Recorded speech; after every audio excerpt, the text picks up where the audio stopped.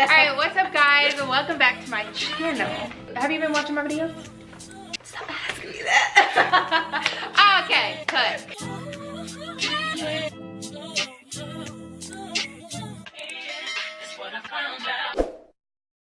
What's up guys and welcome back to my channel.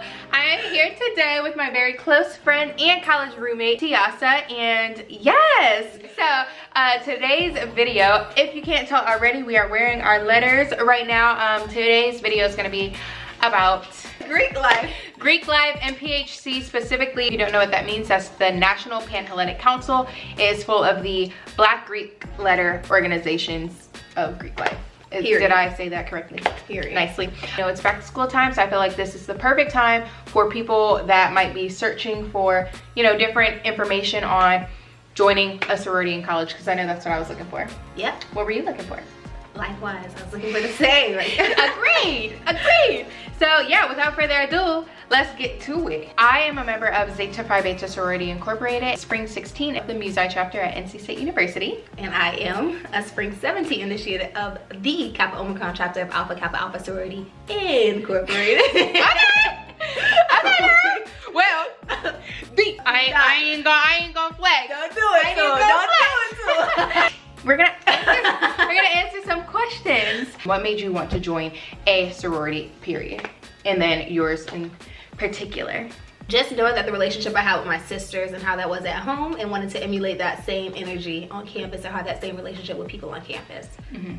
Growing up, I always kind of knew that I wanted to be in a sorority, and my sorority in particular, because I grew up around a lot of Zetas and Sigmas, so I kind of already had that in the back of my mind that this was something that I wanted to do. But when I got onto campus and really being able to see the chapter, like I said, the Musi chapter of Zeta Phi Beta Sorority Incorporated, I really just fell in love, because I don't know, their energy was so, I felt like I could really relate and connect with them. Like it didn't throw me off as if it was like standoffish, or you know what I mean? Like it was very welcoming and open and kind, and that was kind of what I wanted, especially coming in as a freshman. The fact that the chapter was really just, you know, welcoming and kind drew me toward that chapter. Ava, how would you say that after joining your organization it impacted your overall college experience? So it made me feel more like home again. Just knowing that I had some people to relate to, some women to relate to on campus, and a sense of community, most importantly. I feel like I was able to step out of my comfort zone, like having to put on events and actually host them and talk to a lot of people, meet different people, like really represent your organization was something that I didn't really have to do in high school. Like I didn't really have to veer outside of my veer outside of my friends or talk to different people, you know, except for my group. So it really allowed me to connect with a lot of people that I didn't feel like I would have connected with otherwise. So yeah, it just gave me something to look forward to and really have a passion for and love. So myths and stereotypes, just how you interact with other organizations. It's not really a question. Everything is copacetic. There's no beef. Like it's like fun, I guess. Banter. She lying. Go ahead, talk your stuff. So I guess like when you are the first at everything. Oh, because you know it only took 5.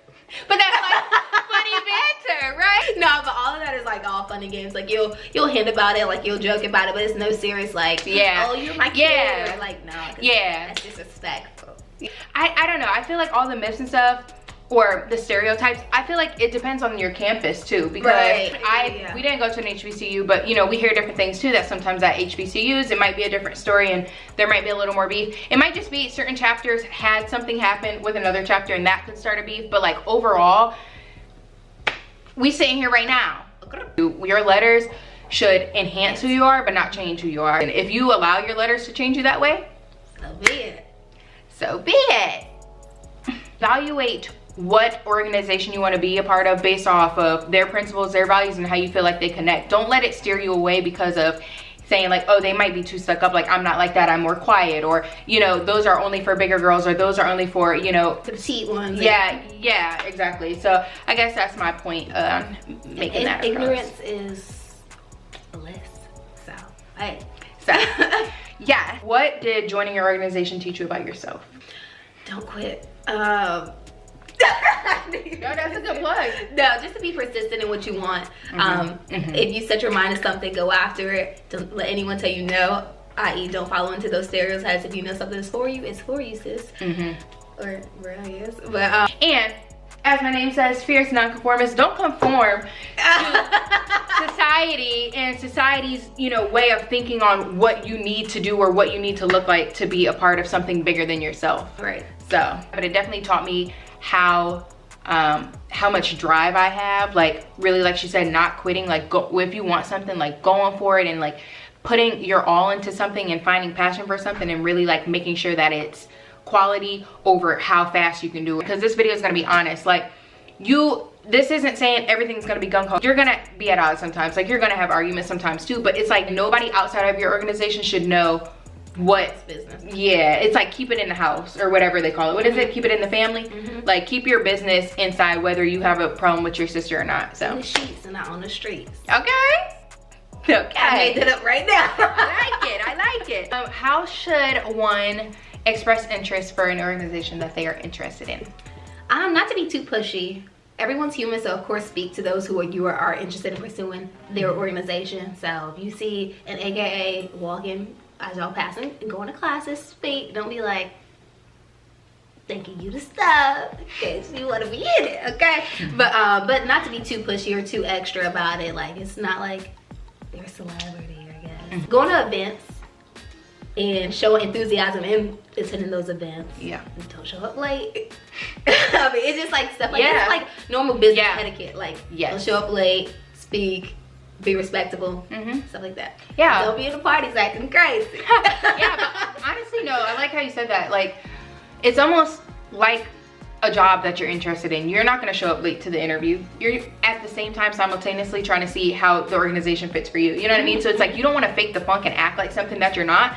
But people see right through you. Yeah, you'll see right through that. And kind of like Tiasa said, I wouldn't try to force a relationship with somebody because you know that you want to be in their organization. Make sure that those relationships are organic, and sometimes that's how you find out that you're interested in an organization, when you become friends with somebody that's a part of something and you're like, wow, I really like this, like can you tell me more about what you're involved in? I know a lot of people only know of AKAs and deltas before they go to college. Like they don't know of the other sororities like Zeta Phi Beta and Sigma Gamma Rho. Maybe in the future I'll have a video with more of representation from the other organizations, but a lot of people come in and that's all they know. So if that's all they know and they only want to go to those events all the time and you don't even know if you like that chapter, it's kind of like you lost another chance too. So it's like, you know yourself, figure out what you like and show support where you want to show support, and go on the websites help. Yeah, as far as broad, like what happens.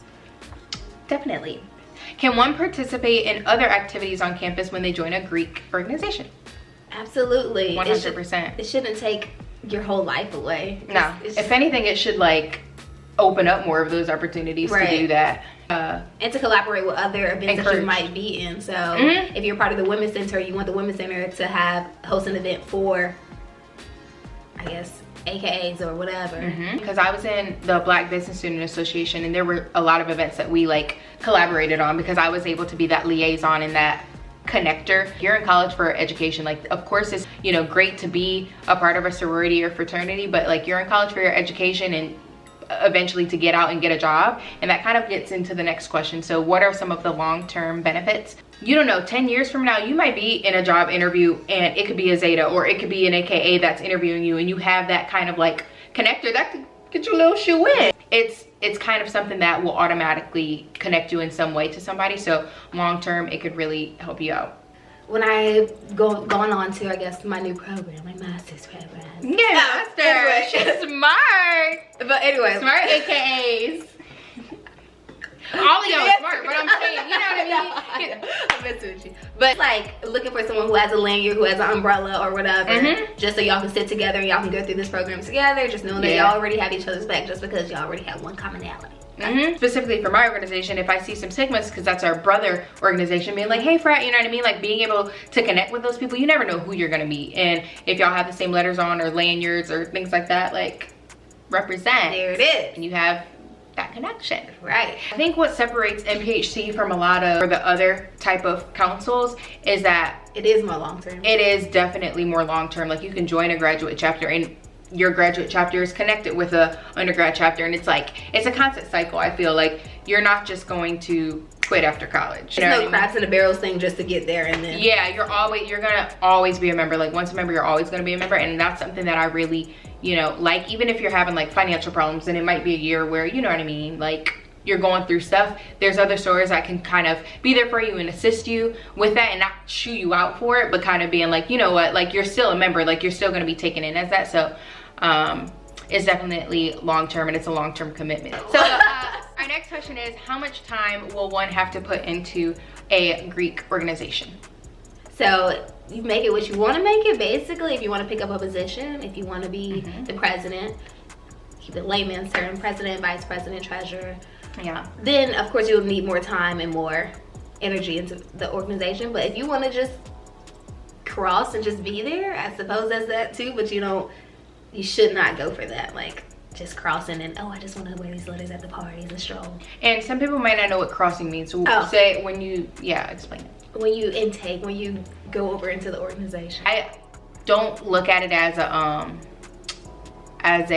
obligation, but like something that you, yeah, or just another club, but something that you really feel passionate about and that you want to see grow and develop into something even bigger, and, you know, bring in more members and things like that. So it's up to you, but I definitely put a lot of time into my chapter because we were a smaller chapter too. So, you know, pick up multiple roles. You pick up multiple roles and step up where you need to, because at the end of the day, you have an end goal on, you know, wanting it to be great. So I definitely put a lot of time, and that's kind of what helped me grow as a person, because I had to know how to manage my time better and juggle multiple things. Also, we're keeping this very top level. Nothing is the same across the board, not across all organizations, like even just even in the same organization, different chapters. Yeah. So nothing is the same. So don't think just because we're even in the same chapter, because different individuals have different experiences too. So this is just our experience. Honestly. Yeah, that's just individualized. Yeah, that's just our experience. Like, nothing is going to be